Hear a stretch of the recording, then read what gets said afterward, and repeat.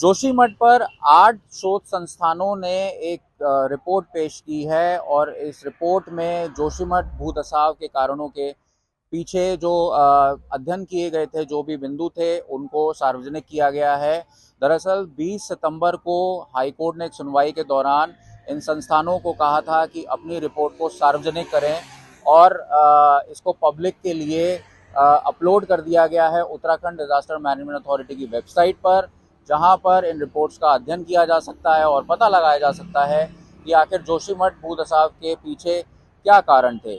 इन reports को summarise करते हुए एनडीएमए, जो कि नेशनल डिजास्टर मैनेजमेंट अथॉरिटी है, उसने भी एक रिपोर्ट बनाई है और होम मिनिस्ट्री को सबमिट की है। 150 पन्नों की ये रिपोर्ट है और इसमें कई बिंदु रखे हैं, जिसमें कि कंस्ट्रक्शन ना करने को से लेकर और कई महत्वपूर्ण चीज़ें हैं, सीवेज ट्रीटमेंट को लेकर भी बात कही है। इस रिपोर्ट पर अधिक जानकारी दे रहे हैं उत्तराखंड डिजास्टर मैनेजमेंट के सेक्रेटरी डॉक्टर रंजीत सिन्हा। आइए जानते हैं उनका क्या कहना है। देखिए, रिपोर्ट हमें प्राप्त हुई थी 8 संस्थान जो भारत सरकार के हैं महत्वपूर्ण, जो कि लैंडस्लाइड या सब्सिडेंस में अपना काम करते हैं, उन सबसे जांच कराई गई थी। जांच के बाद जो रिपोर्ट आई उसका अध्ययन किया गया। अभी भी परीक्षण चल रहा है, अध्ययन चल रहा है, और उन अध्ययन में जो एक समरी जो उनका कंक्लूजन था उसके आधार पर ही हमारी पीडीएनए हुई थी, पोस्ट डिजास्टर नीड असेसमेंट, और उसकी रिपोर्ट भारत सरकार को प्रेषित की जा चुकी है। और ये सारी रिपोर्ट का उपयोग किया जाएगा जब हमारी डीपीआर जो बन रही है वो, और इसका जब हम काम करेंगे जोशीमठ के स्टेबलाइजेशन के लिए, उसमें इनका उपयोग किया जाएगा।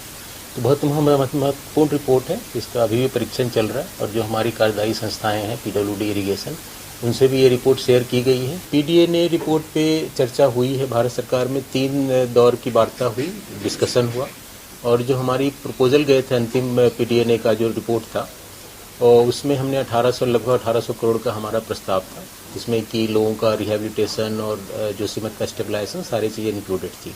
उस पर स्टेट शेयर कुछ रहेगा और बाकी सेंट्रल शेयर के लिए हमने 1465 करोड़ का लगभग हमने डिमांड करी थी, जो कि भारत सरकार द्वारा एक्सेप्ट कर ली गई है। जो हमारी जियो टेक्निकल रिपोर्ट है और अन्य जो रिपोर्ट्स हैं, उसमें स्पष्ट दर्शाया गया है कि चूँकि ये लूज मटेरियल पे बसा हुआ है जोशीमठ, तो लूज मटेरियल के कारण कोई भी पानी अंदर ना जाए भारी मात्रा में। दूसरा, जो मीडियम रिस्क जोन और लो रिस्क जोन है, इसमें अभी स्टडी हमारी होगी। जो 4 कैटेगरी के हाउसेज हमने निर्धारित किए थे, जो सीबीआरआई की जो जांच हुई थी और अन्य संस्थानों की जांच हुई थी, उसमें 4 कैटेगरी के हाउसेज चिन्हित किए गए। ब्लैक कैटेगरी, जो पूरी तरह क्षतिग्रस्त है, जिनका वहाँ से हटाया जाना बहुत जरूरी है। दूसरा था आपका रेड कैटेगरी के हाउसेज, वो भी क्षतिग्रस्त है, उनको भी हटाया जाना जरूरी है। तीसरा येलो कैटेगरी हाउसेज है, जिसको कि ये कहा गया है कि उसका परीक्षण कर लिया जाए, ठीक से उसके स्ट्रक्चर को स्टडी कर लिया जाए, और उसके बाद उसके संबंध में निर्णय लिया जाए कि इसको रेड कैटेगरी में रखा जा सकता है या रिट्रोफिटिंग किया जा सकता है। अगर रिट्रोफिटिंग करने की स्थिति हुई तो रिट्रोफिटिंग किया जाएगा। भारत सरकार में हमारे प्रस्ताव गए हैं, यही गए हैं कि फिलहाल हमने रिट्रोफिटिंग का रखा है, लेकिन अगर इन्वेस्टिगेशन में आता है कि वो रेड कैटेगरी में जाने के लायक है, तो उसको रेड कैटेगरी में रख के उसको हटाया जाएगा। चौथा है ग्रीन कैटेगरी के हाउसेज, जो कि सेफ है, जिसमें कोई दिक्कत नहीं है। तो इस तरीके से हम इन्वेस्टिगेशन जो फर्दर होगी उसमें येलो कैटेगरी पे डिसीजन होगा। ब्लैक कैटेगरी और रेड कैटेगरी पे डिसीजन हो चुका है, उनको पूरी तरह से हटाना है, हाई रिस्क जोन को पूरी तरह से क्लियर करना है, ये निर्णय हो चुका है। वहीं इस रिपोर्ट के सार्वजनिक होने के बाद अब एनटीपीसी ने हाईकोर्ट का दरवाजा खटखटाया है और ब्लास्टिंग और निर्माण को लेकर हाईकोर्ट से परमिशन मांगी, जिसमें हाईकोर्ट ने एनटीपीसी को कहा कि आप और याचिकाकर्ता जो हैं एनडीएमए के पास जाएं, जिसमें एनडीएमए दोनों पक्षों को सुने और 2 हफ्तों में एक रिपोर्ट जो है राज्य सरकार को सौंपे, जिसमें राज्य सरकार अध्ययन करने के बाद एक हफ्ते के बाद फैसला ले कि ब्लास्टिंग और कंस्ट्रक्शन की परमिशन देनी चाहिए कि नहीं, क्योंकि राज्य सरकार ने हाई कोर्ट में सुनवाई के दौरान हलफनामा पेश किया था, जिसमें राज्य सरकार ने कहा था कि किसी भी कंस्ट्रक्शन पर हमने पाबंदी लगा दी है। अधिक जानकारी इस पर दे रही हैं याचिकाकर्ता की वकील स्निग्धा तिवारी, जिनसे जानते हैं कि इस केस में और क्या डिटेल्स हैं। देखिए, आज जो सुनवाई थी वो एक इंटरिम रिलीफ एप्लीकेशन पे थी जो एनटीपीसी ने फ़ाइल करी थी, और बहुत शॉकिंगली एनटीपीसी ने उस एप्लीकेशन में ब्लास्टिंग की परमिशन मांगी है, कंस्ट्रक्शन की परमिशन मांगी है। पिछली सुनवाई में मल्टीपल रिपोर्ट्स कोर्ट के सामने आई थी और एनटीपीसी कहीं ना कहीं कोर्ट को ये भी बोल रही थी कि हमारा नाम नहीं है, मिसलीड कर रही थी। तो कोर्ट ने ये बोला कि ये सारे जो डिसीजन हैं वो सरकार लेगी, ये हम नहीं ले सकते, क्योंकि एक रिकॉल एप्लीकेशन जो सरकार ने पास करी थी उसके पैरा 15 में सरकार ने बोला है कि हमने सारे कंस्ट्रक्शन, भले ही वो प्राइवेट हो या स्टेट कंस्ट्रक्शन हो या रोपवे कंस्ट्रक्शन हो, वो हमने बैन कर दिया है। तो इस सब के बाद कोर्ट को ये उचित लगा कि NDMA जो नेशनल लेवल पे डिज़ास्टर मैनेजमेंट अथॉरिटी है, वो पिटिशनर और NTPC दोनों को सुने कंस्ट्रक्शन के काम पर, और फिर उसके 2 हफ्ते में वो सरकार को अपना जवाब दे, रिकमेंडेशन दे, और सरकार फिर 1 हफ्ते में डिसाइड करे ऑन द बेसिस ऑफ ये सारे रिपोर्ट्स जो अभी तक फाइल हुए हैं, या फिर जो रिपोर्ट्स मैंने इंडिपेंडेंट एक्सपर्ट्स के फाइल करे हैं, जो साइंस और जियोलॉजी के लिए जिन्होंने अच्छे रेप्यूटेड साइंटिफिक जर्नल्स के लिए लिखा है, उन सब की रिपोर्ट को कंसिडर करे और फिर कोर्ट को रिपोर्ट करे अल्टीमेटली कि सरकार का क्या निर्णय था। दरारों को लेकर भी कोर्ट ने कुछ कहा है? हाँ, कोर्ट ने, देखिए, कोर्ट को मैंने ये बताया कि जोशीमठ जो है, इवन जो 8 रिपोर्ट्स और 9वीं जो रिपोर्ट है NDMA की वो आई है, वो बताती है कि जोशीमठ कितनी क्रिटिकल हालत में है। वहाँ पे 12 सेंटीमीटर पर ईयर के बेसिस में लैंड डिस्प्लेसमेंट हो रहा है या सब्सिडेंस हो रहा है।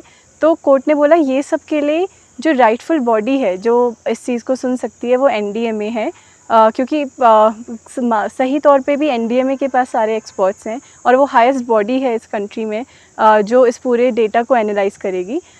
तो कोर्ट ने सरकार का भी ये सुझाव माना और अब हम लोग को NDMA के पास जाना है केवल इस इंटरिम रिलीफ एप्लीकेशन को लेके कि कंस्ट्रक्शन की परमिशन NTPC को हो, फर्दर ना हो, और उससे पूरे जोशीमठ टाउन में क्या इम्पैक्ट होगा। हमारा ये मानना है कि ये परमिशन बिल्कुल नहीं देनी चाहिए, क्योंकि मल्टीपल रिपोर्ट्स में ऑलरेडी NTPC का नाम है। NTPC ने उन रिपोर्ट्स का आज तक कोई जवाब नहीं दिया है, और जो जोशीमठ की हालत है और जो NTPC की टनल जोशीमठ के नीचे से जाती है, वो सब जोशीमठ को, कोई भी फर्दर कंस्ट्रक्शन में जोशीमठ को बहुत बुरी हालत में डाल सकता है। अब देखते हैं क्या अल्टीमेटली सरकार निर्णय लेती है NDMA की रिकमेंडेशन पर। अब रिपोर्ट क्योंकि सार्वजनिक हो गई हैं, इन रिपोर्ट्स को लेकर आलोचना भी हो रही है। जोशीमठ में जोशीमठ बचाओ संघर्ष समिति के कोऑर्डिनेटर अतुल सती ने इस रिपोर्ट पर सवाल खड़े किए हैं। उनका कहना है कि आखिर ये रिपोर्ट अभी तक सार्वजनिक क्यों नहीं की गई थी। अप्रैल में उन्होंने आरोप लगाया है मुख्यमंत्री पुष्कर सिंह धामी पर कि अप्रैल में जब उनकी बातचीत हुई थी तो उन्होंने इस रिपोर्ट को सार्वजनिक करने का वादा किया था, जो कि पूरा नहीं हुआ। वहीं इस रिपोर्ट में NTPC को क्लीन चिट दी है, इसको लेकर भी सवाल उठाया है, और क्षेत्र में चल रहे सभी तरह के निर्माण कार्यों पर प्रतिबंध लगाने की बात को लेकर अतुल सती ने कहा है कि इसमें NTPC को भी जोड़ा जाए और तमाम जो हाइड्रो पावर प्रोजेक्ट चल रहे हैं उनको भी जोड़ा जाए। बहरहाल इसमें आगे जो डिटेल्स दे रहे हैं उन्होंने अपना पक्ष रखा है। जानते हैं कि आखिर उन्होंने आगे क्या कहा। जोशीमठ को लेकर के इस बीच मीडिया में बहुत सारी रिपोर्ट्स आ रही हैं जिनमें कहा जा रहा है कि जो वैज्ञानिक संस्थाओं ने अध्ययन किया था उनकी रिपोर्ट सार्वजनिक हो गई है।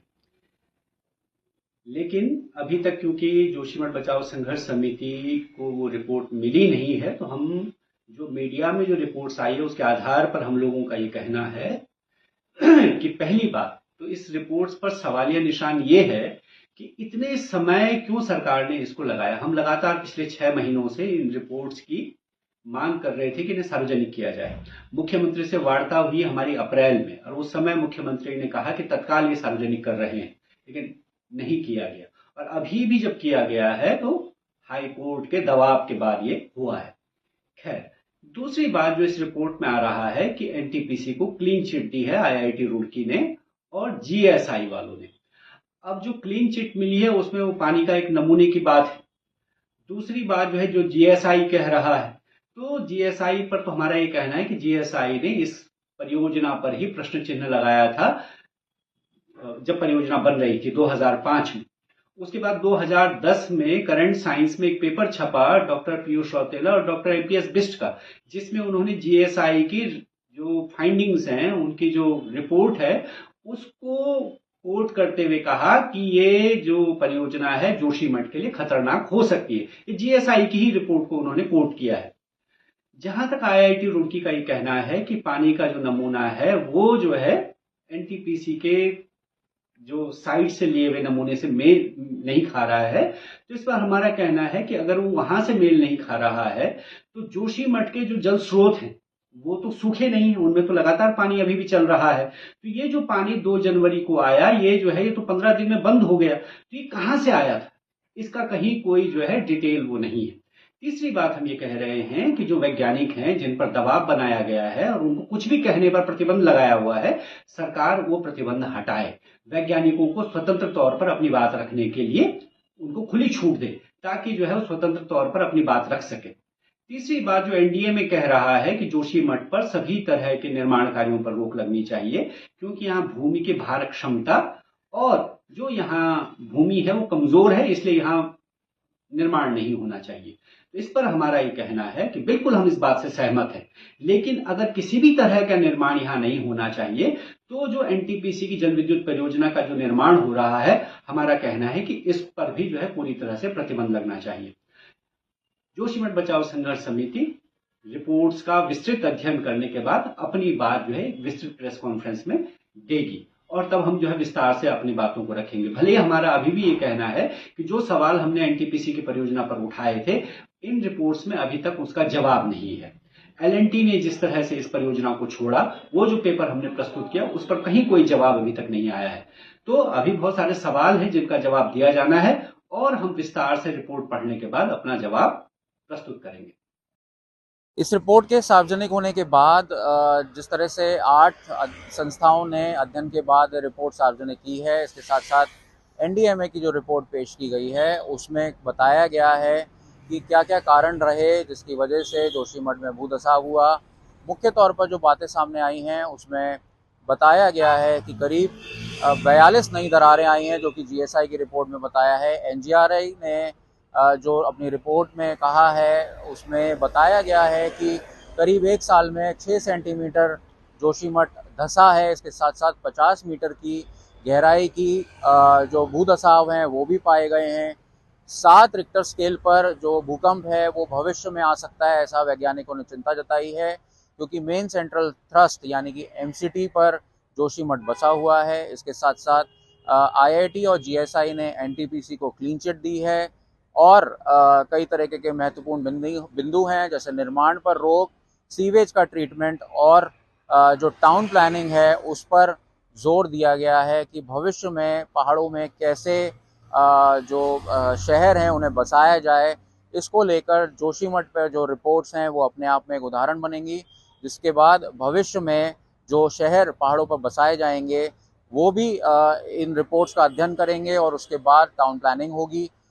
इस रिपोर्ट में एक अन्य महत्वपूर्ण बात ये कही गई है कि जिस तरह से सीवेज अनकंसोलिडेटेड मटेरियल पे जोशीमठ बसा हुआ है, सीवेज और जो निर्माण था जिसकी वजह से दरार देखने को मिली और लैंडस्लाइड भी देखने को मिले, वो एक बड़ा कारण है जिसकी वजह से जोशीमठ में लगातार भूधसाव हो रहा है।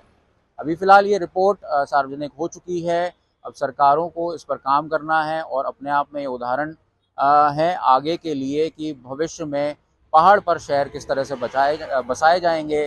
जोशीमठ के लोगों को अभी भी शिकायत है कि उनको अभी तक मुआवजा नहीं मिला है। कई लोग अपने घरों, दरार वाले घरों में रहने को मजबूर हैं, कई लोग पलायन कर चुके हैं और जोशीमठ अभी भी राहत की राह देख रहा है।